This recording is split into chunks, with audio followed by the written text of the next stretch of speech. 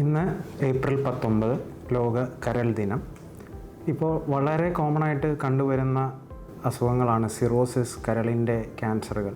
കരൾ നമ്മുടെ ശരീരത്തിലെ വളരെ ഇമ്പോർട്ടൻ്റ് ആയിട്ടുള്ള ഒരു അവയവമാണ്. ഡീടോക്സിഫിക്കേഷൻ, മെറ്റബോളിസം മുതലായ കാര്യങ്ങൾക്ക് മെയിനായിട്ടും ഭക്ഷണ രീതിയാണ് നമ്മുടെ കരളിനെ രോഗാവസ്ഥയിലേക്ക് കൊണ്ടുവന്നത്. അതുകൊണ്ട് ഈ വർഷത്തെ തീം എന്ന് പറയുന്നത് ഫുഡ് ഇസ് മെഡിസിൻ, അതായത് ഭക്ഷണം തന്നെയാണ് നമ്മുടെ മരുന്ന്. കരളിനെ സപ്പോർട്ട് ചെയ്യുന്ന ഭക്ഷണങ്ങൾ നമ്മൾ റുട്ടീനായിട്ട് കഴിക്കുന്ന oats, green tea, cranberry, grapes, almond പൊതുവെ ഭക്ഷണങ്ങളാണ് നമ്മുടെ കരളിന് ഹെൽത്തി ആയിട്ടുള്ളത്. അതേപോലെ തന്നെ ആൽക്കഹോൾ, അതുപോലെ സ്വീറ്റ് ആയിട്ടുള്ളതും, അതുപോലെ പാക്കറ്റഡ് ആയിട്ട്, അതായത് നമുക്ക് സൂപ്പർ മാർക്കറ്റിൽ നിന്ന് വാങ്ങിക്കാൻ കിട്ടുന്ന പാക്കറ്റഡ് ആയിട്ടുള്ള നൂഡിൽസ് അല്ലെങ്കിൽ പ്രോസസ്ഡ് മീറ്റ്, ഇതെല്ലാം കരളിന് വളരെയധികം കുഴപ്പങ്ങൾ അല്ലെങ്കിൽ അസുഖങ്ങൾ നൽകുന്നതാണ്.